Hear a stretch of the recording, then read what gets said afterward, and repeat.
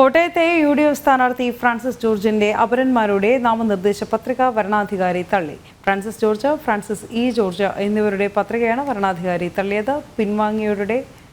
പിന്താങ്ങിയവരുടെ ഒപ്പുകൾ വ്യാജമെന്ന നിഗമനത്തിലാണ് നടപടി. കോട്ടയത്തെ UDF സ്ഥാനാർത്ഥി ഫ്രാൻസിസ് ജോർജിന് ഭീഷണി ഉയർത്തി 2 അപര സ്ഥാനാർത്ഥികളാണ് ഉണ്ടായിരുന്നത്.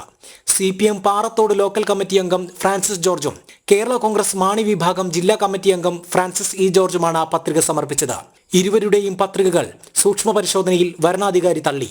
അപരന്മാരുടെ പത്രികയിൽ പിന്താങ്ങിയവരുടെ ഒപ്പ് വ്യാജമെന്നായിരുന്നു UDFന്റെ പരാതി. പത്രിക പൂർണ്ണമായും പൂരിപ്പിച്ചിട്ടില്ലെന്നും പരാതിയിലുണ്ടായിരുന്നു. ജില്ലാ വരണാധികാരി വിളിച്ചു ചേർത്ത ഹിയറിംഗിന് ശേഷമാണ് പത്രികകൾ തള്ളിയത്.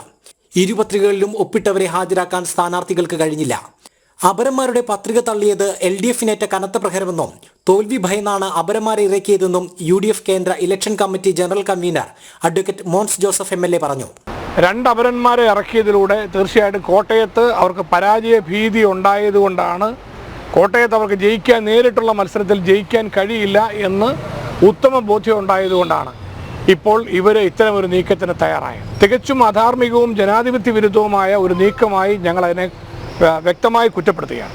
വ്യാജരേഖ ചമച്ച് തെരഞ്ഞെടുപ്പ് കമ്മീഷനെ കബളിപ്പിക്കാൻ ശ്രമിച്ച ഇരുവർക്കുമെതിരെ കേസെടുക്കണമെന്ന് UDF ആവശ്യപ്പെട്ടു. ജനം, കോട്ടയം.